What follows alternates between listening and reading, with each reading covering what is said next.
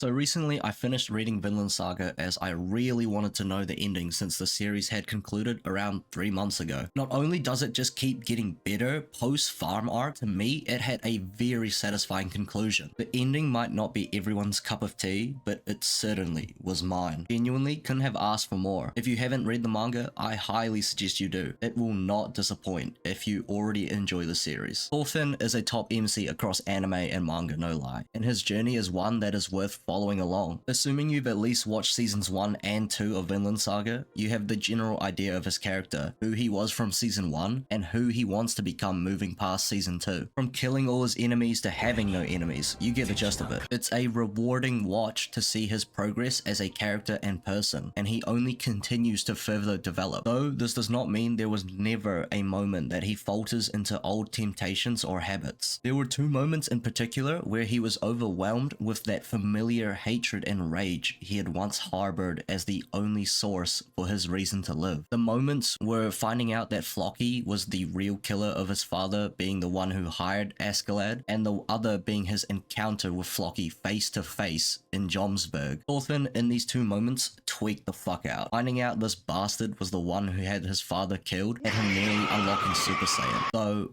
all he needed was just a moment to clear his head, and afterwards immediately reflected on what just occurred. That even though he's trying his damn best to change, this moment of weakness overwhelmed him to a point of regression. Regressing to that previous state he now loathes so much. He fears returning to that vicious child soldier at the sight of seeing Floki again. But he has no right to seek revenge against his father's killer, being one himself. The killer of Hild's father, who is the new character introduced. Now, this Hild has become what Thorfinn was to Askeladd, always keeping an eye over their every action, waiting for the chance to avenge with nothing but hatred for this vulgar being before their eyes. Thorfinn ponders on the idea when he'll finally become the person he wants to be, a kinder, gentler, and most importantly from all those things, a stronger person. One that always uses the first resort of talking and communication to progress unity and connection between others. Discuss with words over disagreements and compromises to be made, because he never wants to use that last resort ever again. The one that sheds blood, the one that takes life, the one that now haunts him every moment from slumber to wake for all of eternity. Though this is just a mere moment, a fraction of seconds where he felt deterred from the path he is trying to live. And those thoughts of avenging his father and the emotions that come with it dissipate. The thought simply crossing his mind for such an insignificant time does not define who he is trying to be, and does not revert him back to who he was like in season 1. His actions of change speak louder to the person he is. Though that moment of seeing Floki again he feared came, and his conviction collapses as he bears the weapon of all his regrets, slicing Floki's fingers whilst enraged. You'd think this is it for Thorfinn, but he is able to recompose himself and not take revenge on the man who had his father be killed. He chose to move past it, as he knows all too well that it will not make him feel any better afterwards. He's already been through it with Askeladd, so what difference would it make in this situation? Some might argue Thorfinn is a coward, a fraud, a shitty character, or going back on his word and ideals. Personally, I would say that this only makes his character greater than it could ever be. You may wonder why, as wouldn't his backtracking mean he regressed? My answer is no, not at all. It is the fact that even though he tripped over the same problem, he could pull himself together and react differently to how he previously would have. Instead of taking upon a decade-spanning quest for vengeance, he does the exact opposite and gets over it very quickly. Given a similar situation, he nearly completely lost it, but was able to snap out of it and act how he knows he should. This can be contrasted to how season 1 Thorfinn would have reacted instead, as you know Floki was dead on sight if that was the case. This version of him disappoints and saddens himself that he would dare take up the sword again, but ultimately he didn't avenge his father in the face of his real murderer. He isn't that person anymore, and Thors would be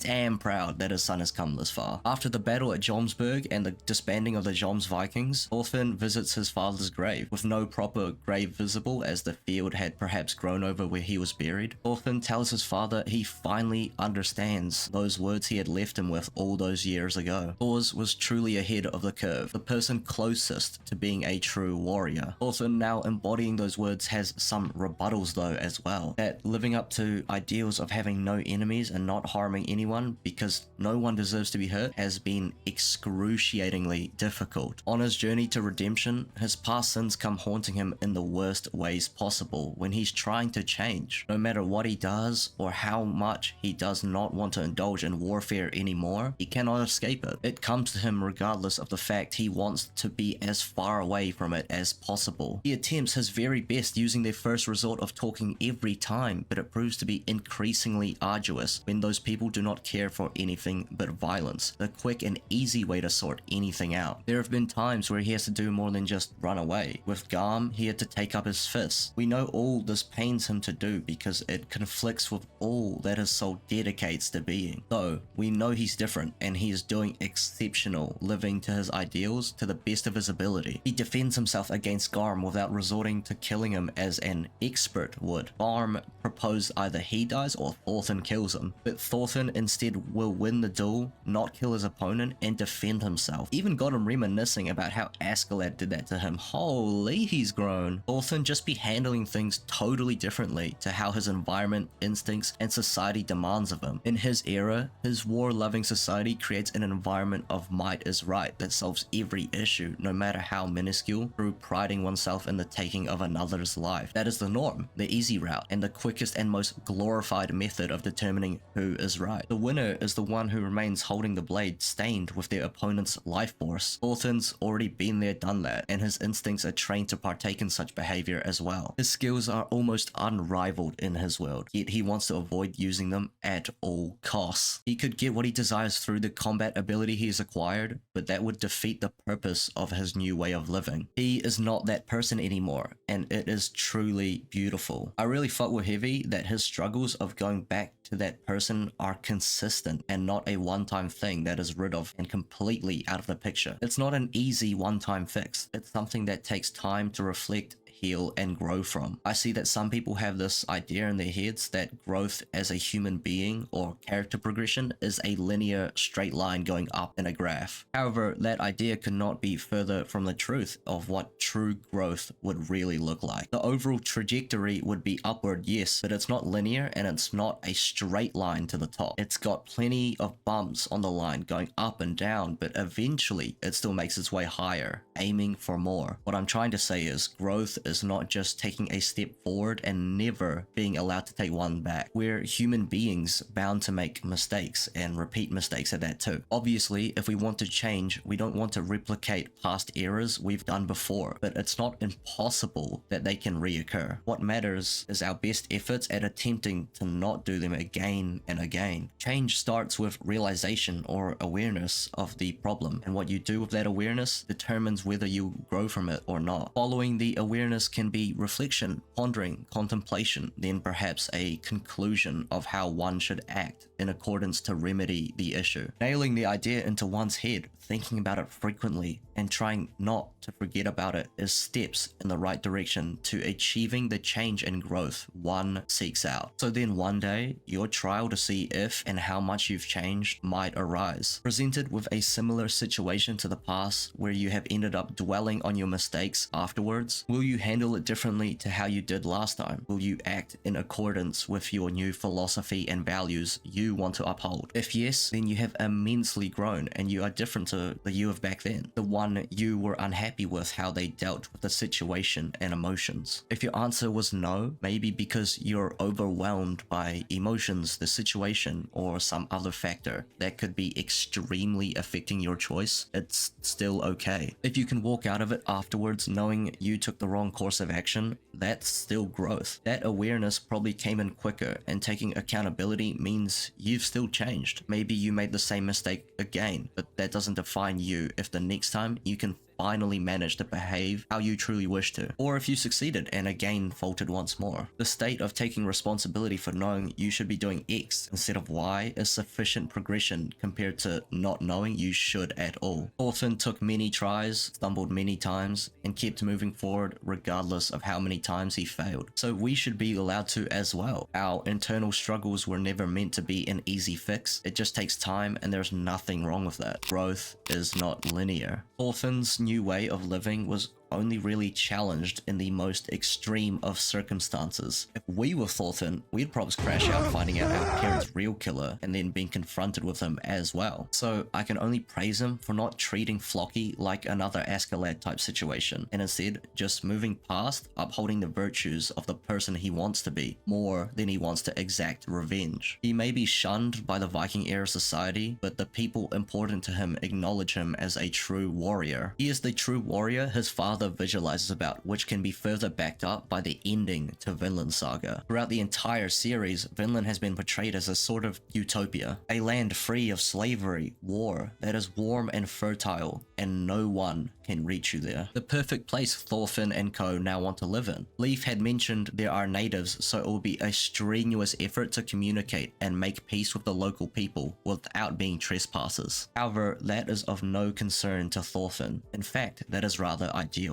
To try to coexist together as a society through understanding one another couldn't be more ideal. But of course, life does not always pan out how you desire it to. Discourse does eventually break out, and even the depiction of what Vinland was perceived as gets tainted by war. Sorry for the incorrect pronunciation. Ilnu and Nords cannot fully come to understand each other and coexist in Vinland. In the end, they are forced into an ultimatum: retaliate and wage war against the natives of this land who were here first, or leave unharmed and no conflict further arises. This means giving up all the time they've spent growing their farms and wheat that feeds all, building a home that lives up to Vinland's previously perceived description, and the village that is a homage to Arnaid. Ultimately, Thorfinn makes the tough call to leave peacefully and not cause any more unnecessary animosity and bloodshed. It's a hard pill to swallow, but I believe this was the only and right course of action. Departing with many losses, the most heartbreaking one being Einar, the only person in this world that fully understood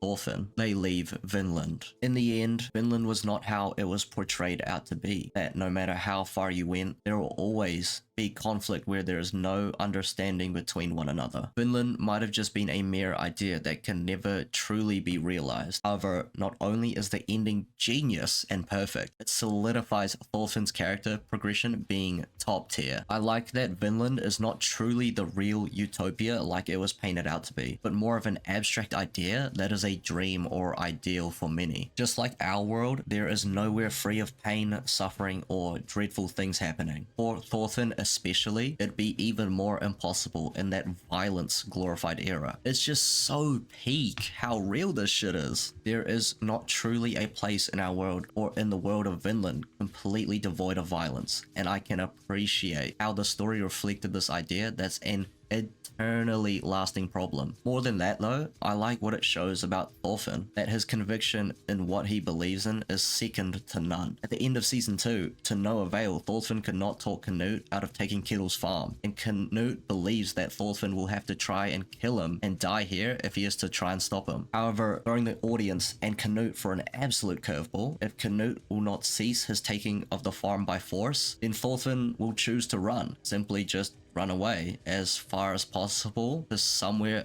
other than here. He is deciding to stick to his beliefs and taking the course of action that does not contradict who he wants to be, and it's truly magnificent. The beautiful thing is how consistent it stays as well. When Vinland is not what it was once thought out to be, Thorfinn does not hesitate in obliging to his own principles and philosophy. He chooses yet again to run away to somewhere other than here. To me, that just speaks volumes, making me think, how can you hate his decision? This character aligns himself with what he believes in, even if it means having to give up on creating his vision of a place like Vinland. If Vinland is not the place where his ambition can be made a reality, then he will flee until that place can be finally actualized. To the place that is free of war, the one that fits the description of his Vinland. Thorfinn's resolve is utterly insane, and his commitment to staying true to himself is nothing short of commendable. The leaving of Vinland resulted in an outcome that he can be at peace with. No more violence, no more war, no more lost lives. Brings a tear to my eyes, man. This shit is so gas. Thorfinn is literally living in an unthinkable way with how much determination he has for his way of life. I cannot pronounce his name, but the mentor native of Vinland who had the visions and tried to get rid of the Nords is stunned by Thorfinn. He thinks it's too late to make amends with everything that's happened, but Thorfinn disagrees. He says they are enemies, and Thorfinn speaks words that are the ways of the great spirit he believes in. Thorfinn tells him he has no enemies, and it still hits every time. This one just got me geeked, the way the native compared him to the god he believes in. Even got him saying he was mistaken about the Nords. Holy god levels of influence made by a mortal man. That's why he's the GOAT! His actions and change does not go to the wayside either. During their time in Vinland, Hild let go of her hatred and anger for Thorfinn, the emotions identical to the ones he once had. Hild recognizes that he truly has converted a different person than the image of her father's killer she has in her mind. She says she forgives him, and Thorfinn cannot express or react in any other way but to break down, overwhelmed in disbelief, breaking down from tears of joy that could never capture how much this means to him, that even he, out of all people, can be forgiven by someone like Hild, who he wronged. It's so beautiful, and this shit had me crying too, for real. To top things off, I'd just like to make one final point, that being that we ourselves should try to apply the messages, themes, and ideas imbued in this character that stands atop with the best fiction has to offer. The path we take to grow is going to be up and down. We're going to slip along the way. We might even end up contradicting how we want to be, though it's simply just part of the process. What matters most is trying our best to have the conviction to act in accordance to the type of person we want to be. Do your best efforts, make choices with resolve that you can look back and smile when you do. We might not always make the best choice available, but to make the right one every time is next to unachievable. At the very least, we should try though. Thorfinn is the example we can look at to do so, as he embodies this idealistic way of living. Just attempt to do it better than you would have in the past. Try and live as Thorfinn would. Thank you for watching this Fest about Goatland Saga. I hope you all enjoyed the video, like the video, comment any thoughts you have, and subscribe for more as I'm trying to hit 1k, and I'd greatly appreciate it. Hope you all stay for the future and have a blessed rest of your day.